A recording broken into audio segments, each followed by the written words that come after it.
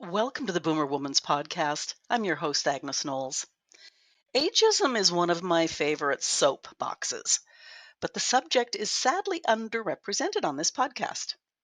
My guest today is on a mission to change the conversation around aging. In a culture where many avoid thinking about older adulthood until the last minute, she urges us to embrace aging in a positive light.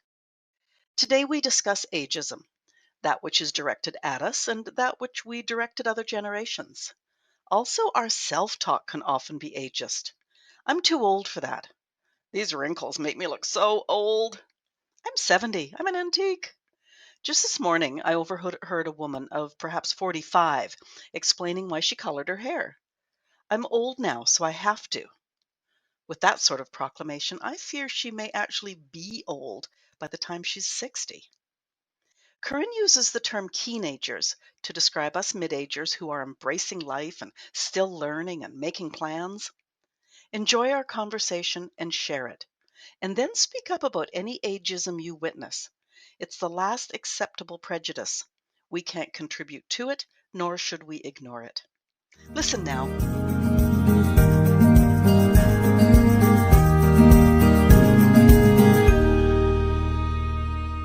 I've mentioned a couple of times lately that because I have over 200 episodes out in the ether now, it was time to group them by subject matter.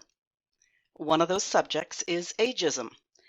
And despite the fact it's one of the soapboxes I quite enjoy getting on, I don't have many episodes focusing on it. My guest today will help with that. Corinne encourages us to embrace aging in a positive light.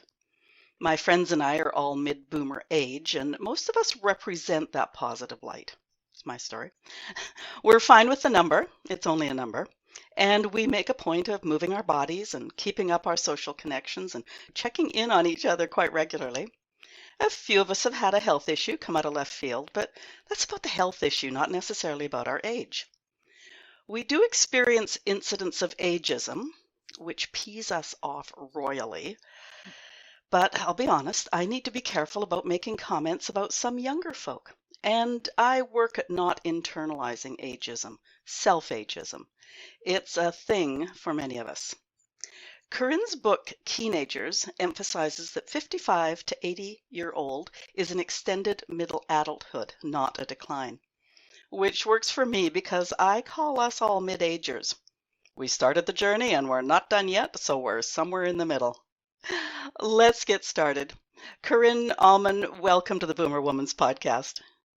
Thank you for having me. I am excited to be here. Well, I've got some questions that I'm sure you are going to shed lights on, so this is great.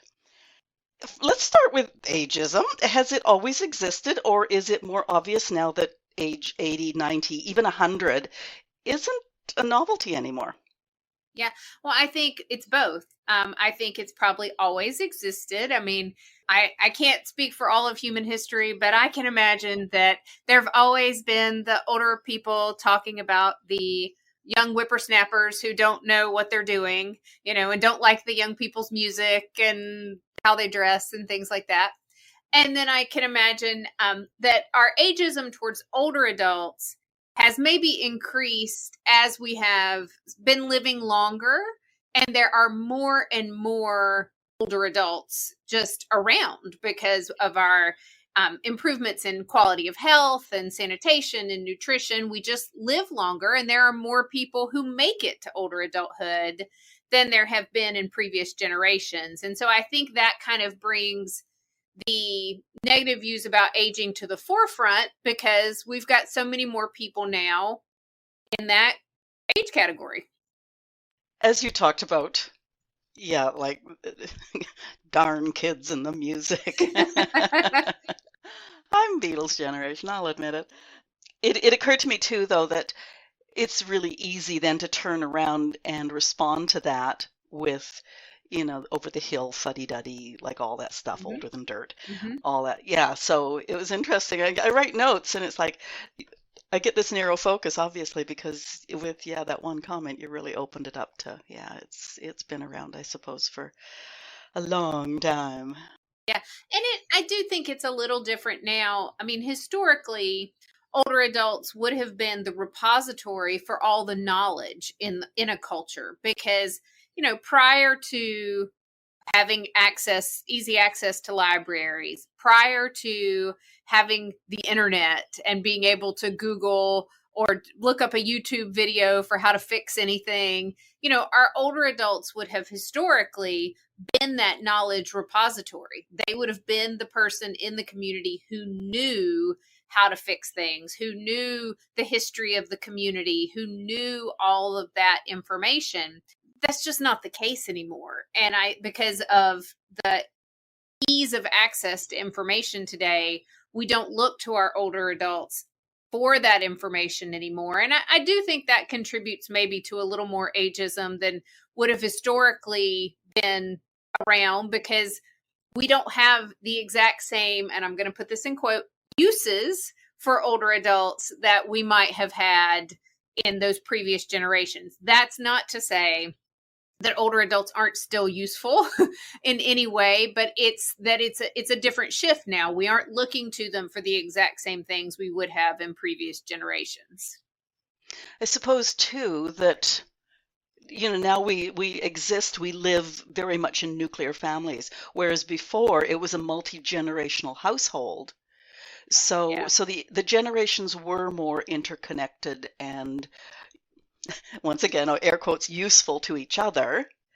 And, like in the days when there was a lot more labor-oriented work, mom and dad, that middle generation, were quite often involved in that. So the grandparents could spend the time, tell the stories to the younger generation. The younger generation would go to the grandparents for learning because they were the two that were in the home the most. Right. Many of the women I speak with here on podcast, they first experience ageism in the workplace. Is that what you see? I think that's very common. I don't know if that's where everyone first experiences it, but I definitely think that is a very common experience for people, both men and women, in terms of getting to a certain age. And I think that age varies by industry, because like if you're in tech, you're over the hill by the time you're 35 because it's very, very youth focused. Whereas in other industries, that might not happen until you were in your 50s. But I think it's very common for people to get to a point in their career where they feel like their company is maybe passing them over for promotions, and those promotions are going to people who are younger. And what the company is thinking in general is something like, well, you're getting ready to retire, you're in your mid 50s, we don't want to continue to invest and train and put a lot of effort into developing you, because you've probably got one foot out the door anyway. And so then people start to feel like they are getting passed over.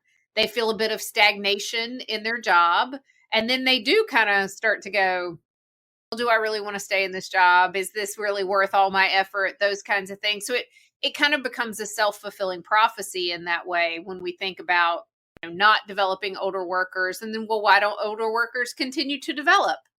Like, okay, come on. And what really should be happening is a conversation between employees and employers about, hey, what are your plans? Are you thinking about retiring? Are you not? Do you want to work for another 10 years? And if we could just have honest conversations about that, it would probably be so much easier. But there's so much stigma around it, right? People maybe don't want to admit that they're going to get ready to retire because they don't want their employer to pass them over or discount them in any way. And employers don't want to have those conversations because they don't want to necessarily invest in somebody that then might go out the door. And so it becomes kind of a mess in that situation. But so many people do talk about either getting to a point where they feel like they're getting passed over, or their ideas are not being taken seriously at work anymore, or they feel like what they're doing isn't all that interesting anymore for whatever reason. And so that feeling of stagnation and what am I going to do next?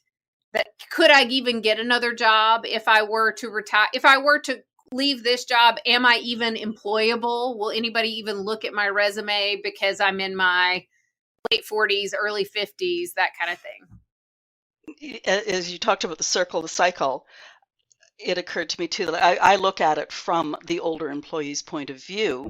Now, if you've got savings, investments, getting pushed out of a job or eased out, whatever, isn't as stressful. But if a person hasn't had the opportunity to create a good sized nest egg, it can be hugely stressful, which affects health, which is another excuse to remove the person from the workplace. So that becomes a cycle as well. Yep, absolutely. Do you have any tips for a woman who is right now worried about her place at her worksite? I think if you have an employer that you can have an honest conversation with, like if you feel comfortable in that, that you could say, hey, I'm thinking about working another 10 years, or alternatively, I am thinking I'm going to retire in the next 5 years, whatever it is. I think having those conversations can be amazingly beneficial if your employer is receptive to it. Because, and that, that's going to be touchy depending on what kind of employer you have. But then the other piece of that is kind of thinking about what else would I want to do, right? Like if I had to pivot, what would that pivot be?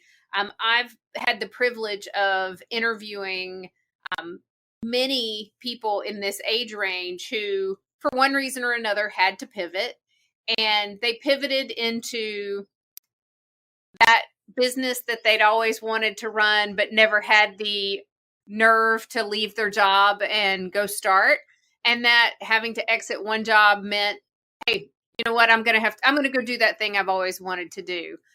Or starting a nonprofit that some of them are running, just all kinds of different pivots. So kind of thinking in the back of your mind, if I were to leave this job voluntarily or involuntarily, what would that pivot be? Where would I go next, to look for that next position or to start that next adventure in terms of my career?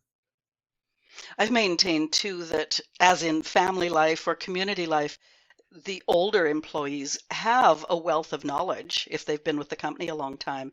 And an ideal situation would almost be like a job share Mm-hmm. so that they could pass that knowledge on to an up and coming person. Mm-hmm. And then when they feel that that part of their job is done, then they do start looking at what else is next for them. And it's an adjustment period for both the person who's leaving the workplace and the person coming into a position of responsibility that hasn't been available for possibly decades.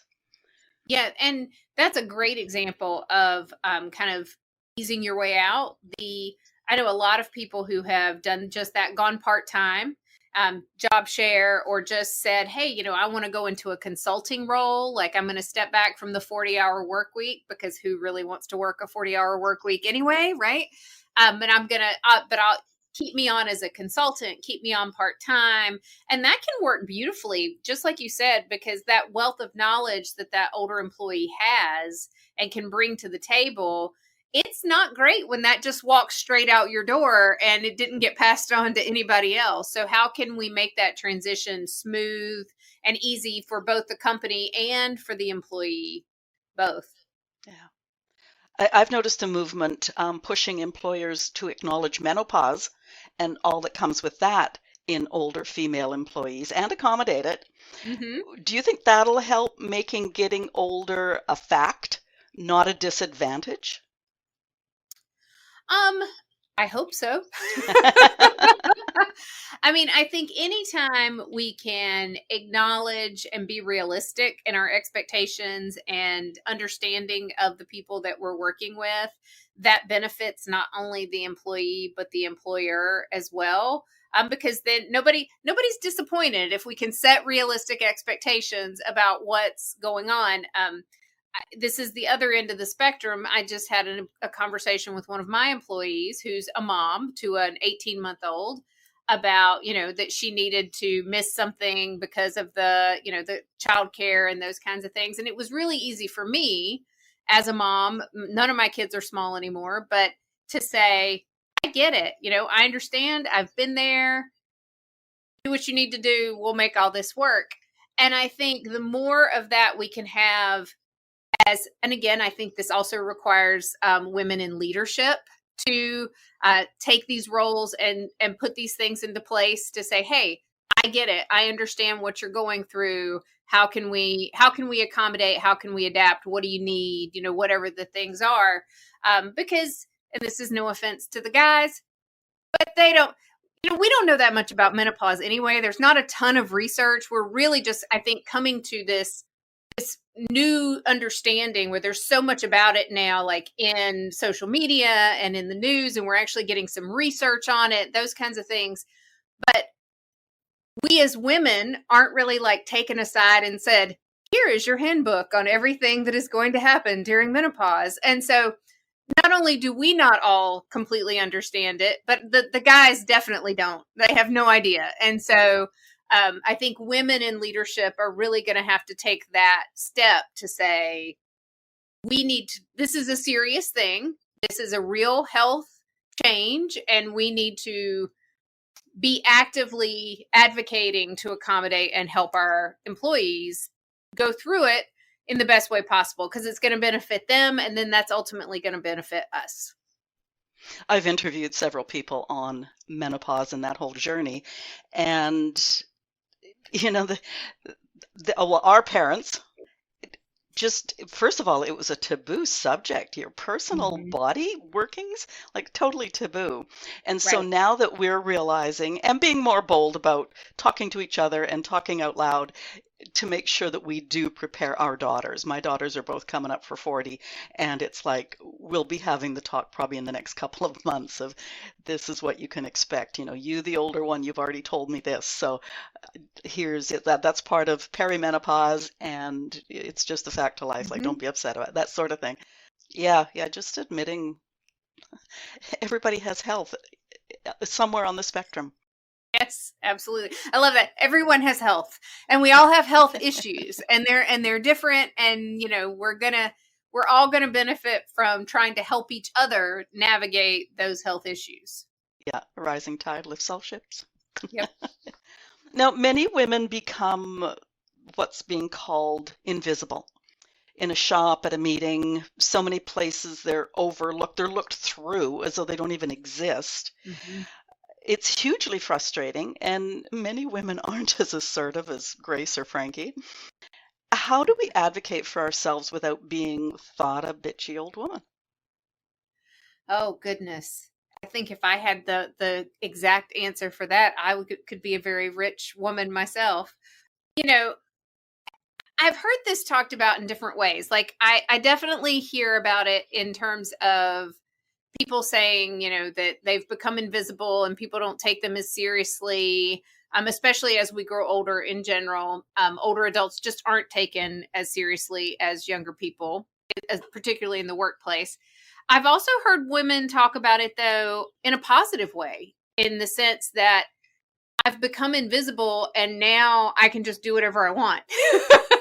And now I can kind of really be who I am, and it's not going to have the same kinds of consequences before, because people don't take me as seriously. So I think it is a little bit, depending on the situation, can be a double-edged sword. People might ignore you, but also you might get away with more at the same time. I don't know that there's one correct thing to do at work or wherever it is you feel like you're being invisible, other than, continuing to raise your voice, continuing to raise your hand, doing the thing that I think all women should be doing, which is sitting at the table, right? Instead of, sitting in the back of the room or sitting in the corner, making sure that you're sitting at the table, and raising your voice and making yourself heard as much as possible. Other than that, I think we probably need some research on how to make that happen. Do we need to wear like hats? Do we need to, put on different bright colors? Like, what is it we need to say? Hey, I'm right here and you can listen to me and take me seriously. As you said that, you reminded me of a woman I heard speak and say, I love going downtown for a drink now because nobody's going to hit on me. Like Yep. it can be safer sometimes just in terms of the freedom that being older affords you. So, Right. yeah, good to keep that in mind. Let's talk healthcare. I'm in Canada. I don't know if you know that. Now, we have a huge shortage of doctors here. And I recently heard that a lot of new doctors avoid taking on older patients as they might be dealing with chronic or unfixable conditions. Hmm. And unfixable isn't fun. It's nicer to be able to fix a patient's issues. Yeah, no, that is 100% true, and that is a problem we have here in the U.S. as well. Uh, you know, when people go into medical school and being a doctor, they typically are going into that profession because they want to be able to help people and to fix their problems, right? I want to be able to you come in, you see me as a doctor, and then I say, here is the medication, or here is the treatment, or here is the surgery, or here is whatever it is that's going to fix your problem.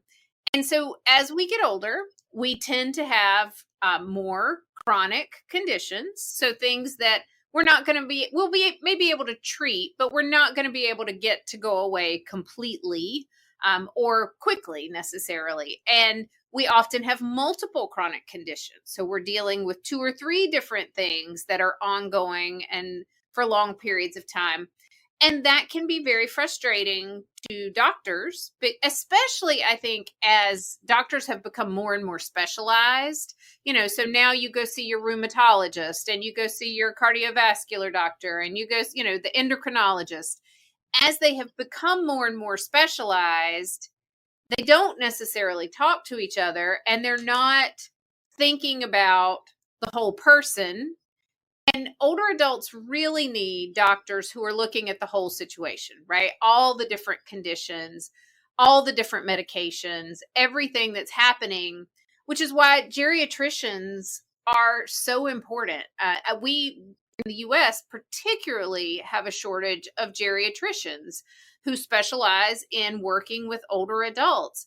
And when we get one, like if I can get a client in with a geriatrician, it is almost magical because they are looking at all the conditions and all the medications and all the things that the person is doing and trying to work with the whole person versus going to the endocrinologist and they run their tests and they give their medications but they're not looking at anything else, and then going to the cardiovascular and they're looking at their medications and their things and nothing else. And it's so frustrating when we really that system would work great if each person only had one condition, right? Only the cardiovascular issue, and then they could fix it and it would be fine. But it's not. You're a whole person.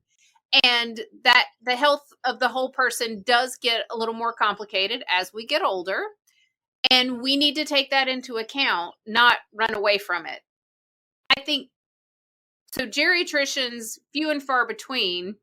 And in the US, they aren't paid that well. They're kind of one of the lowest paid specialties, so that doesn't encourage people to go into that field either. So you've got the ageism. They think every problem the older adult's going to have is because people are old, so it's not fixable. The poor pay that they're going to get. So if you've spent a lot of money going into debt for going to medical school, not getting paid well doesn't seem all that appealing. And then the idea that I can't actually fix anything makes it not all that appealing for people to go into that field. But the geriatricians actually have one of the highest satisfactions with their jobs of all the different medical specialties because they really are helping people. They get to know their patients. They have them over long periods of time. They're working with them. They get to develop that relationship with them. So they're highly satisfied. They just don't make enough money and they have to overcome age bias to ever get into the field in the first place. I've never said, I'm sure my doctor's only 15. Yeah. Oh, dear. Now, I'm going to go sideways just for a second here. A geriatrician is the doctor, the physician, and a gerontologist is a person who studies the field of gerontology. Is that correct? Yeah, so Okay. gerontologists study like the sociology, the psychology of aging versus the geriatrician who is like the medical doctor in the field of geriatrics. So like the MD, it's like an MD versus a PhD. Yep. Okay. As you talked about geriatricians, I was caretaker for my mom prior to 2010, and she moved in with me. And when I found a doctor who specialized in older people, went to talk to him and sort of said, we're a tag team, so you do have to take both of us. And he was okay with that. And it proved useful, or I guess I won't say it proved useful.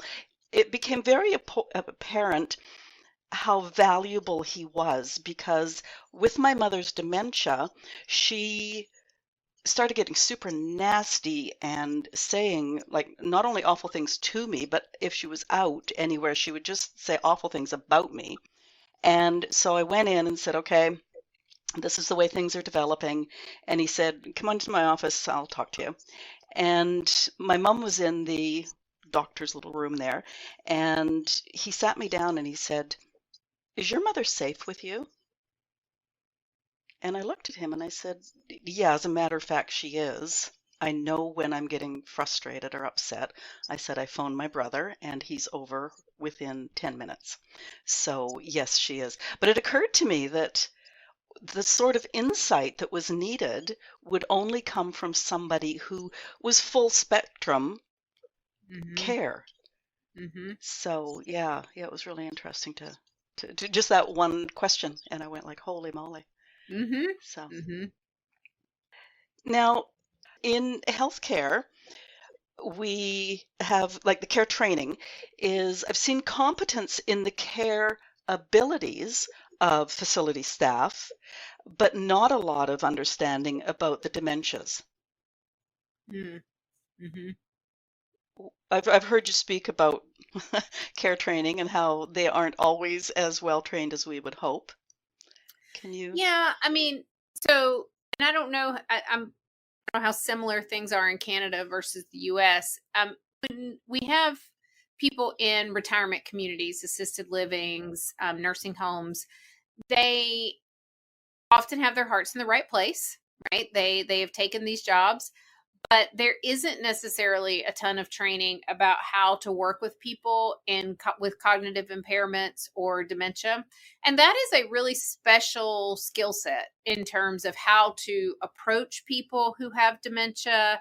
You know, one of the things I see with our clients all the time is we'll have like a husband and wife, and one of them will have dementia, and the other spouse um, wants to correct them when they're wrong.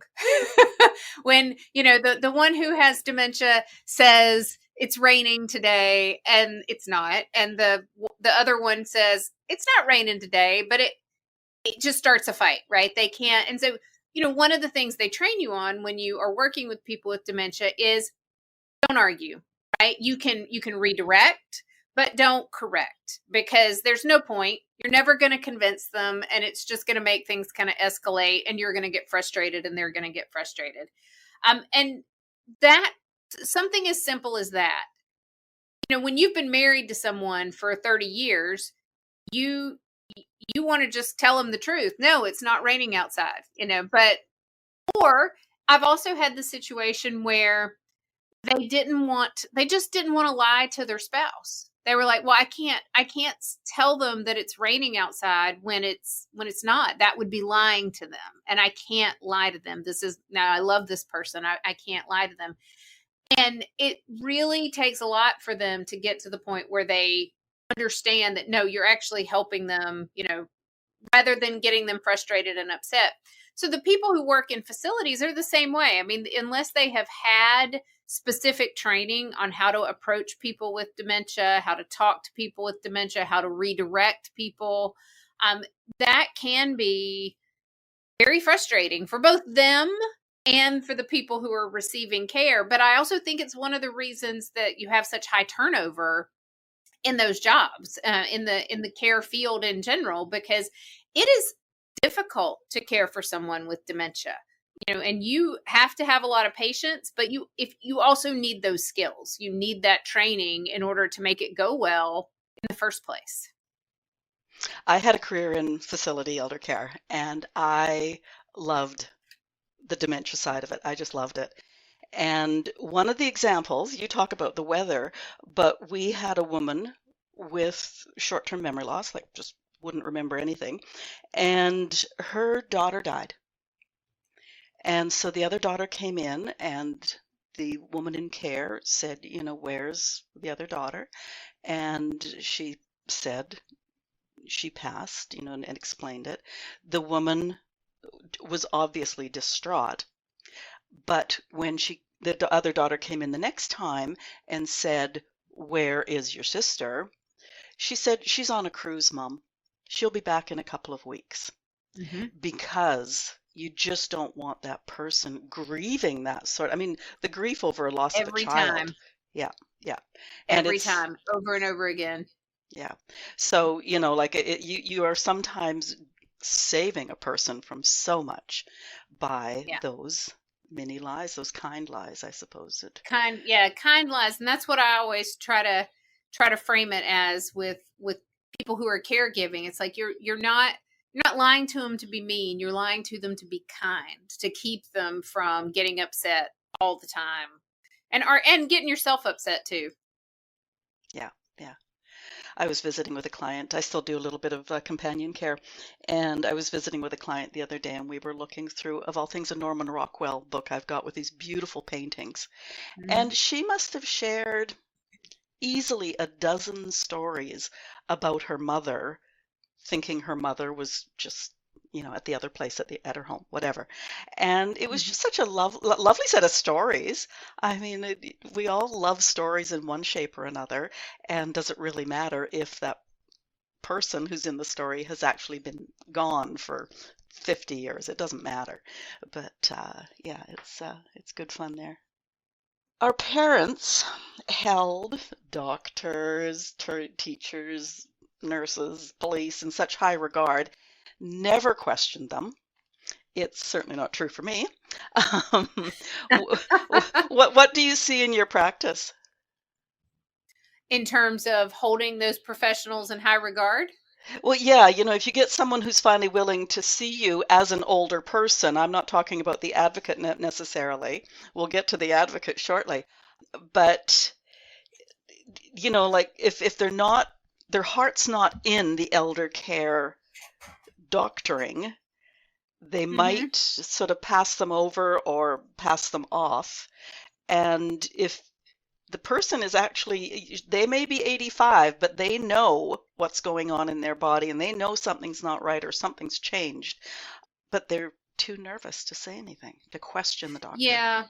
So you are absolutely right. This is generational. I think a lot of times where our older adults today find it much more difficult to advocate for themselves because you had this doctor and you listened to the doctor and the doctor told you what to do and they knew better, and they don't want to be seen. I think particularly older women often don't want to be seen as a problem or too much trouble. Not everybody. No, don't anybody come for me and say, I know that's not everyone, but I do see that kind of as a pattern. And so understanding that you as an adult child or a spouse might have to help advocate um, is very important. But if we can advocate for ourselves, that's even better, because trying to get medical care and be taken seriously as a woman is difficult. There's a lot of kind of medical gaslighting in terms of, oh, it's just your anxiety. It's just it's like, no, I'm not anxious. I have an actual problem. And so as a woman and as an older person, I think those two things kind of become a double whammy in terms of getting your healthcare needs taken seriously and getting people to listen to you about what's wrong. So being willing to advocate, being willing to go for a second opinion, to push to get the answers you want is something that we all need to be willing to do. It's a skill we need to develop because it's very easy to get passed over. It's very easy for them to just say, you're getting older. Those aches and pains are normal. It's just your age. When really, no. let's do a little investigating here to find out what's actually happening. And I do think that it's uncomfortable. It's uncomfortable because here's this person in a position of authority who had years and years of training, and they're telling you, hey, it's no big deal, or it's this or that, and you don't think that's correct. And so having to stand up to them and be like, no, actually, yeah, like you said, I know my body, and this isn't normal. My favorite anecdote is one where the doctor says, now, Mrs. Smith, that hip of yours, it's 80 years old now. You've got to expect problems. And she turns and says, the other hip's 80 years old too, and it's not giving me any problems at all.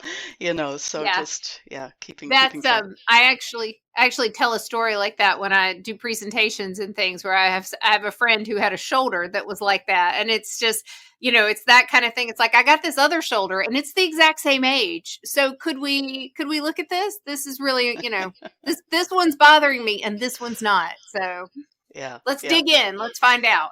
And if somebody was 20, but they would do x-rays, they would do physical therapy, they would do all kinds of things to fix it or to figure out what was wrong. So don't just assume that it's my age, right? Don't treat me, not my age. Yeah. Now, along that same line, we talked about the fact that, women my age, 65, 75, are invisible, but a number of women I know are caregiving their parents. Now, I know that's a major part of your business, and I'm wondering what happens when I'm 70, apparently invisible, or the brunt of ageism. How do I advocate for my elder? I mean, my mother, my aunt, whatever. So I think it is a little different, at least in my experience, when you are advocating for someone else, in terms of being able to speak up for them. I feel much more confident, and maybe this is just because of my role in the world, but I feel much more confident advocating for my mother and saying no, because even though I'm in middle age, right? I'm becoming invisible. I feel much more confident in that I can get somebody to take me seriously and argue on her behalf than I necessarily even do about getting somebody to take my own healthcare needs seriously. I don't know if that's just because she's my mom and I'm coming after you if you do anything to her, right? Or if that is that it's easier sometimes to defend other people, advocate for other people, than it is to put our own needs first and say, no, I really need something. A lot of my caregiving clients, I mean, I have some really phenomenal daughters out there, adult daughters and wives too, who are tremendous advocates. And I'm kind of their support team in terms of, backup, and I'm behind the scenes saying, no, okay, now, yes, they can do that. No, they can't do that. And go in and say this, or, trying to coach them from behind the scenes about how to navigate certain things. But they are tremendous advocates for their parents. And I should hope that my kids will be that way for me one day too, because these daughters are doing important, undervalued, but tremendously important work in terms of caregiving and supporting their parents. I have on occasion told people who are advocating, like if you're the live-in caregiver, you know what's going on. Mm-hmm. And with my mother, for example, as her dementia increased, I was getting all this rhetoric, all these words from people in the care area.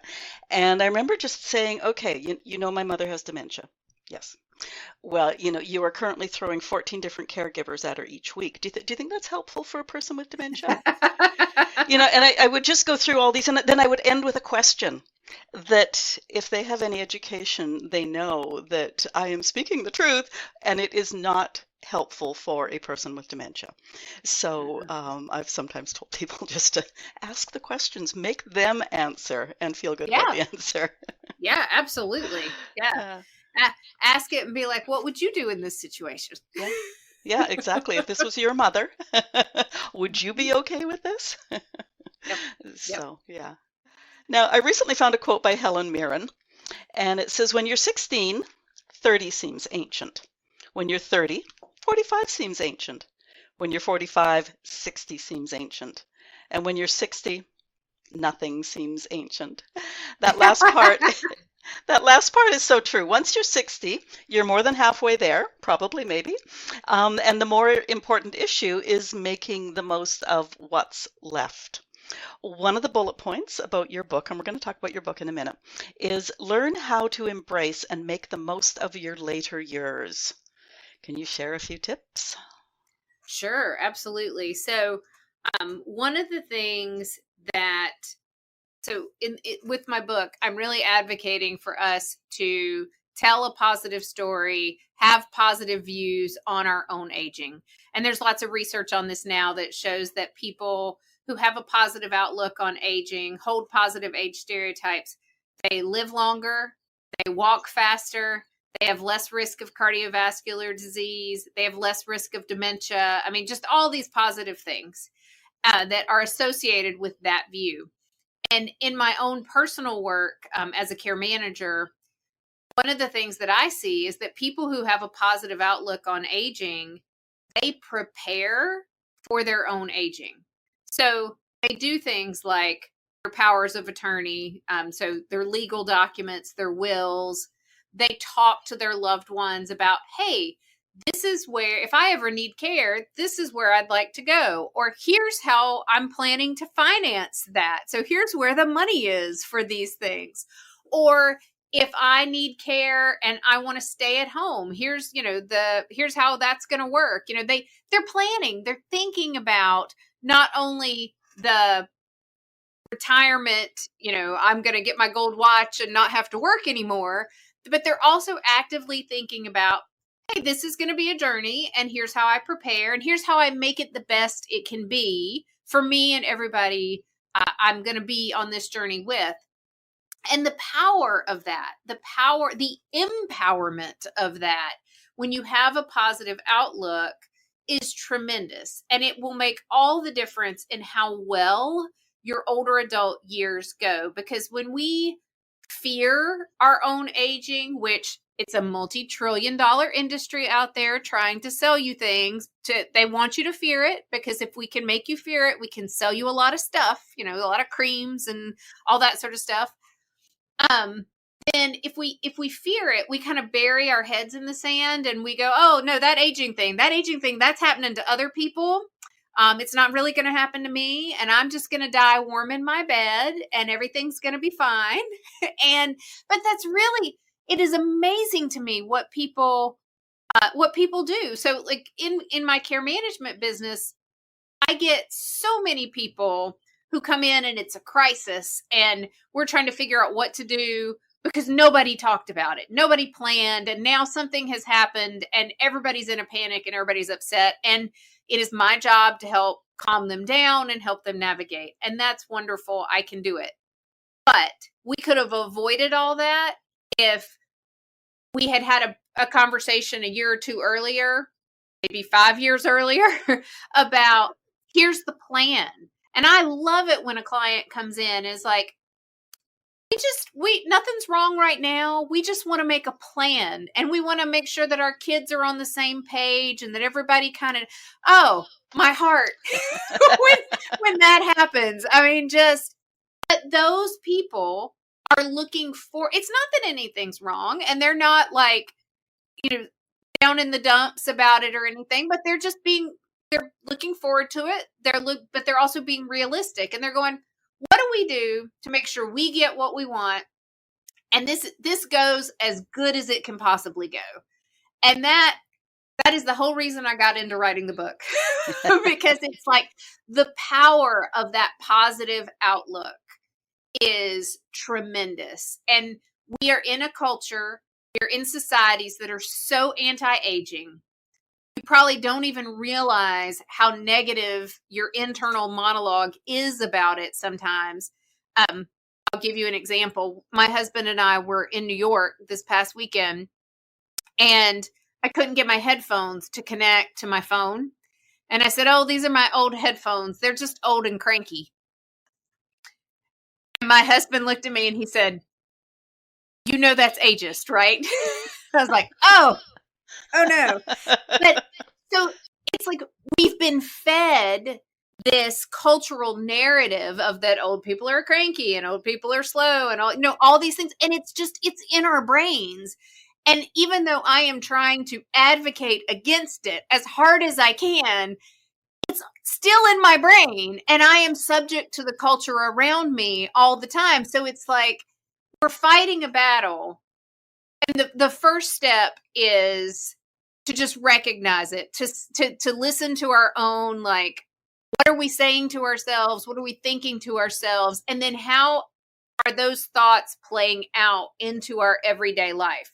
Am I planning for a great aging, or am I going, that's never really going to happen to me. I hope it all goes well if it does happen, that kind of thing. So I think there's just such tremendous power in recognizing our own ageism and then trying to shape it into a positive story, tell ourselves a positive story to get all those benefits of looking forward to it and planning ahead.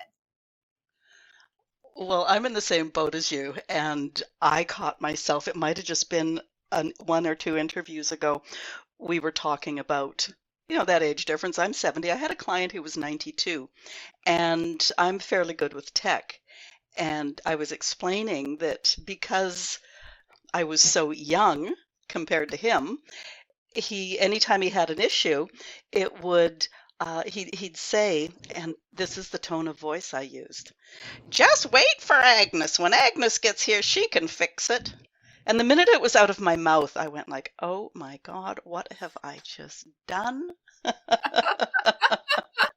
It's like everybody that's over 75 talks in this weird voice that we see in movies. Oh dear, and I just felt so bad. And you wonder, like, okay, what if I'd never heard that in the movies? Would I talk like that? Or is that like, did somebody do it and then that's how I got in the movies? Or was it in the movies and then now I'm doing it? Like, which came first? How has this happened? Well, and then I played that mental game with myself thinking, no, actually, maybe he talks like that. Yeah. Dear, not quite, but close. No. Okay. Your book is called Keenagers. Yes, with a K. K, yes. I have heard some other terms for us as we get older. I think the one I like best as a woman is Queenagers, but that's beside the point. I'm fine with that too. Another one I heard was the Wellderly. So I guess I was going to ask you if Keenagers, as they do get much older, become the Wellderly. Tell us about your book. Let's just make sure Wellderly is like elderly. Yes. Well, so they're healthy. Yeah. It's not one I've actually heard before. I love it. So I've been working with older adults for 20 plus years. And when I started to try to write my book, I couldn't come up with any really positive language for older adults. There's a lot of negative language. There are some neutral ones like older persons, older people, older adults, seniors. And then there's a few like trying to be positive, just like I am. My local senior center just changed their name to the Active Agers Center, and they're trying to change to be positive. But it's really difficult. If you just try to go find positive words about older adults, they're just not out there. It's crazy. So a friend of mine and I were sitting waiting on our kids to come out of dance class, and I said, "Okay, let's throw out words. Like there's got to be something." And we couldn't come up with anything. So she called her mom, who is in her 70s, and she said, "Mom, what do you like to be called? Like, what do you and your friends want to be called?" And her mom was the one who said Keenagers, because it's what they use for like their older adult group at church. But then she said, but it's right because keen, keen, the word means like keen to do, keen to learn, keen, or enthusiasm for. And I think that's perfect for so many older adults today who are keen to keep going, right? They're still working, they're volunteering, they're caregiving, they're traveling, they're keen to do. Whereas our traditional view of retirement is like you retire and you go sit on your front porch, or, you just relax and do nothing. And that's just not an accurate perception anymore. So it's not, a word that I came up with on my own, but I do love it. And I love that there's a lot of older adults using it for themselves. And I like the meaning behind it, that they're keen to do and not just observe, because I think that's really accurate today. Yeah, and I have an expression that I use relatively often, and it's this granny's off her rocker. So Yeah, well, and I listened to your interview with Andy Lyons, oh and yeah, she's fabulous. I loved I've got to go listen to her podcast now, the Don't Be Caged by Your Age. Correct. Oh, that's perfect. I was like, that's exactly right. If you've met one 65-year-old, you've met one 65-year-old. That number means nothing. Nothing. Yeah. Okay. So what can we expect in your book?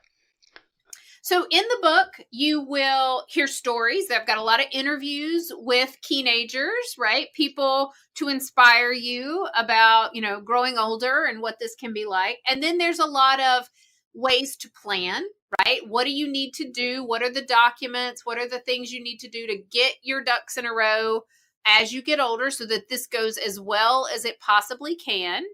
And then there's a lot of information in there on ageism and trying to make yourself aware of it, look at your own thoughts, and then try to fight against ageism in the world. There we go. Yay. Help you tell a positive story about aging to yourself and to everybody else. Right. I often tell my grandson that I'm going to live forever, and so far so good. That's true. But now that he's old enough to think he's in his early teens, I'll say something, and he said, "But Grandma, you said you're going to live forever." I go, "Oh yeah, I guess." Gonna have to figure out how to modify this in a positive way. Where do we find you on the World Wide Web? So my website is just my name, CorinneAuman.com, and there you can learn more about me. There's links to the book, and then all my social media links are on there as well. Good. All right. May I ask you a personal question before we close? Sure. I loved asking these questions. You seem to be wedged between the Blue Ridge Mountains and the Atlantic Ocean. Do you have a favorite, mountains or ocean? Definitely the mountains. I am not a fan of getting sand in my swimsuit. No. That ocean's too cold to swim in anyways. And the sand just gets everywhere. It just gets, and there's no fighting it. It gets everywhere. It's beautiful. I like to look at it from a hotel room maybe, but it's, definitely the mountains. Our mountains really got damaged with the Hurricane Helene here a few weeks ago. So they're recovering right now, but the mountains are so beautiful, and that would be my choice. Well, I'm on the west coast of Canada, and we don't have lots of sandy beaches here. We do have lots of rocky beaches, and they are great places to storm watch. So you can stick with your mountains. I'll keep my ocean. That's fair. That's fair. Okay, your website link is in the show notes. All of your links are on your page at our website. Listeners, what's your experience with ageism? Have you been on the receiving end? Do you lump younger generations together at times with a less than appreciative comment? Have you ever thought, "Oh, I'm too old for that"? Leave comments where you're listening, or if you're listening at boomwithabang.com, scroll to the bottom of the page and talk to us there. Maybe there's a question I didn't ask, Corinne. Ask it in the comments and I'll get you an answer. Share this episode. We are exceeding the expectations of every generation that's gone before us. If we're going to live long, we may as well prosper. And I looked up the definition of that word prosper to make sure it wasn't all about the money. And strong matches were flourish and thrive. Share this episode so that your friends are flourishing and thriving along with you. Leave those stars and reviews. They help us expand our reach. And you can support this podcast by buying me a coffee. That's a pretty cheap option. That link is in the show notes and above Corinne's head on her page at our website. I've also registered at Substack. Following there is free. Corinne Auman, thank you for being my guest today, giving us so much food for thought and encouragement as we navigate these teenage years. I had elder in quotations, but I'm going to say teenage years. I think teenage is better. Yeah, There, I love it. I agree. Thank you There so we much. go. Thank you. Have a great rest of the week. You too. Bye-bye.